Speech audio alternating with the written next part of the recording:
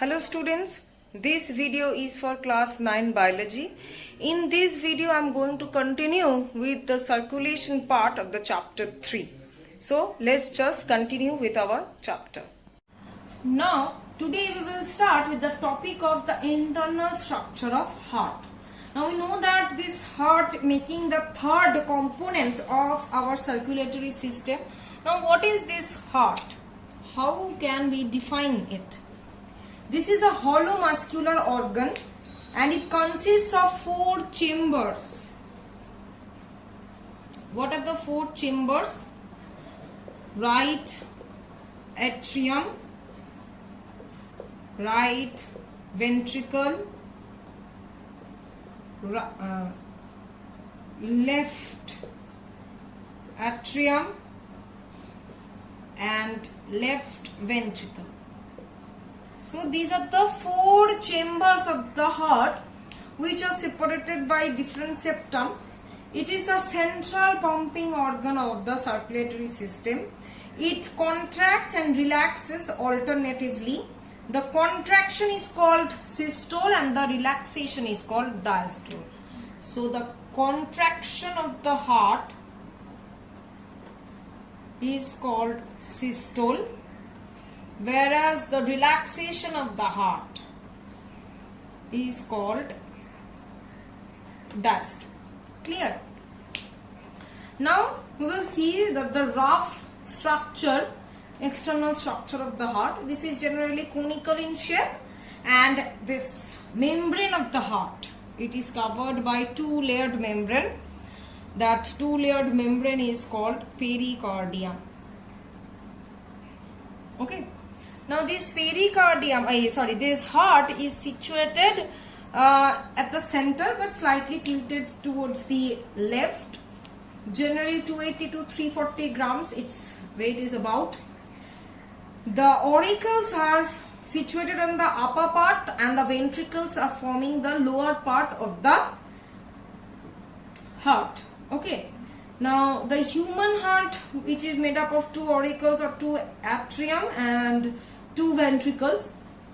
Now these auricles which are situated at the upper chambers or upper part, these are separated by the partition called interatrial septum.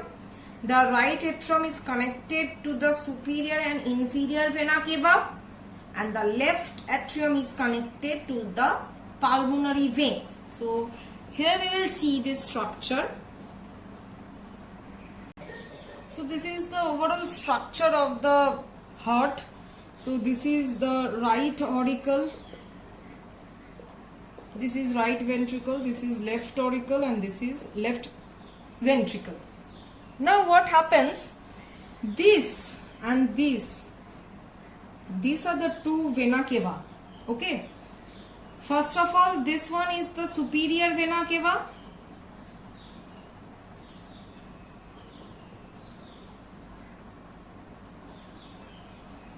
And this one is the inferior vena cava.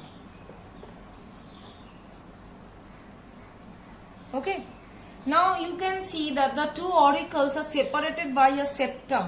This septum is called interatrial septum.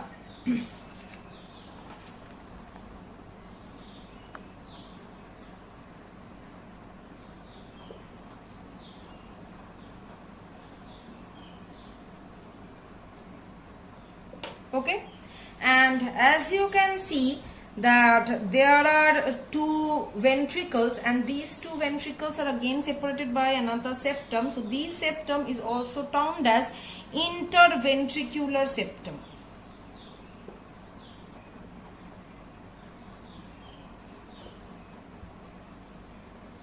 Okay, now these auricles and these ventricles, now we will see that how the blood flows. Now these 2 vena cava, they receive the venous blood, or you can say the deoxygenated blood from the entire body parts, and they throw that deoxygenated blood into this right auricle. So this right auricle is getting all the deoxygenated blood, and from the right auricle that deoxygenated blood enters into the right ventricle through a wall or through a door Okay, that door is actually the valve of the heart.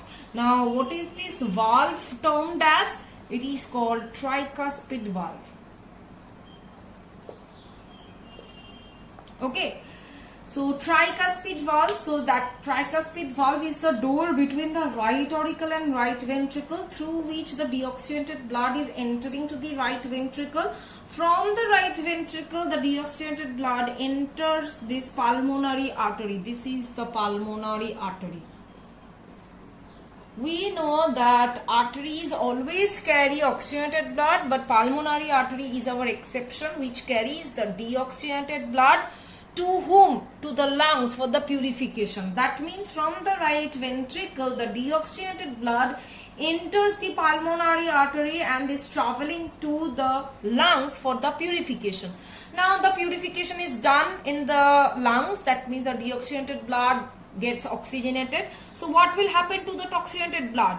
That oxygenated blood must be distributed to the body, but lungs cannot do that.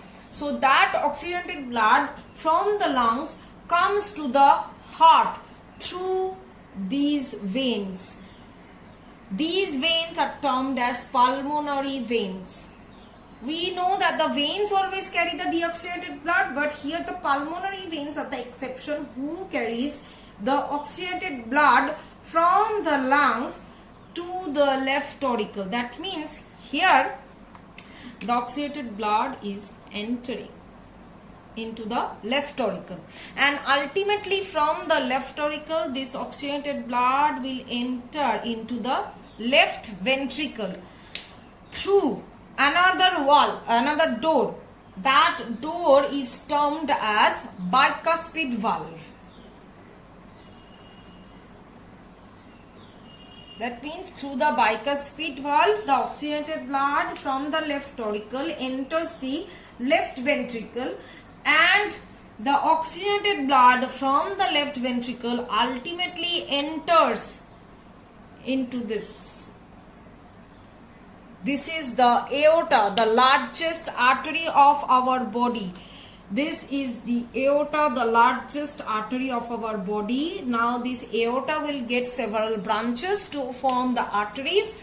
Through the arteries, the oxygenated blood will be pumped out of the heart to the different body parts. Clear? So this is the structure of the heart and how the blood flows through the heart. So this is the schematic presentation. Okay. Now we will move on to the next topic.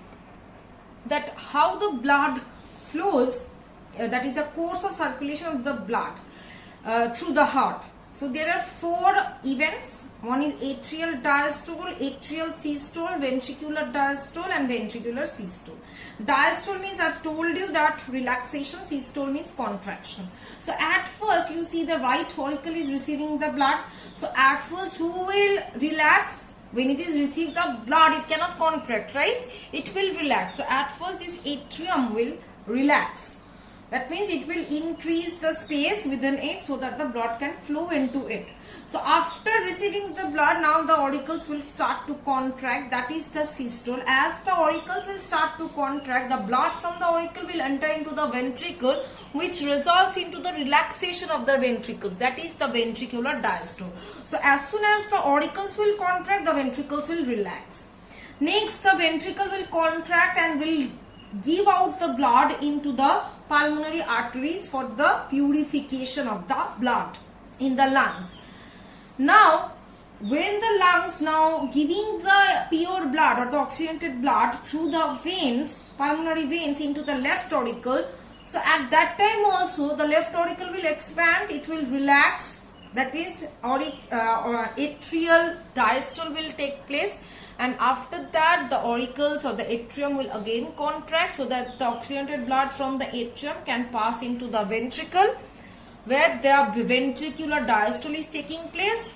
After that the ventricles will again contract so that the oxygenated blood can reach into the aorta and ultimately get distributed in the body. So this is the course of circulation of the blood in the heart. So as you can see, the blood within the heart is moving or circulating twice. That's why our circulation, our mode of circulation is called double circulation.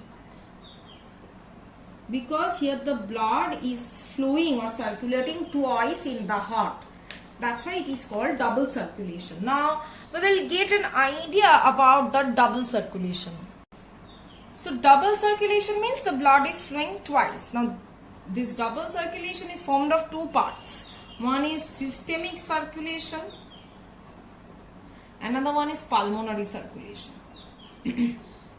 Systemic circulation means the circulation that is taking place in between the heart and body cells. Okay, and pulmonary, anything related to pulmonary means lungs. That means this type of circulation takes place between heart and lungs. So this is the schematic presentation of the double circulation, both the pulmonary and systemic circulation. As you can see from the body, all the venous blood are being collected by the veins and ultimately dumped into the heart, right auricle, and that will go for the purification through this pulmonary artery into the lungs. After purification, it is coming through the pulmonary veins into the left regions of the heart, and from that left regions of the heart, the oxygenated blood is carried out by the artery and being distributed to the entire body parts. So this is the double circulation. This is our pulmonary circulation and this is the systemic circulation. Clear? Now next that I will do, that is the junctional tissues of heart. The junctional tissues, there are 5 different types of tissues in the heart. Now what are their function? Their function is to origin or to create any impulse, cardiac impulse, and its conduction. Okay, that means origin of the cardiac impulse and its conduction is actually investigated, or you can see monitored by these tissues. So that's why these are termed as the special junctional tissues of the heart. What are they? First one is SA node or sinoatrial node. Next one is internodal bundle. These are 5 in number. You have to remember the names. Third one is atrioventricular node or AV node.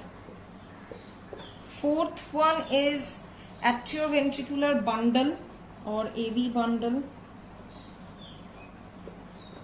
Fifth one, another name is there, this AV bundle, bundle of His. Okay, fifth one is Purkinje fibers.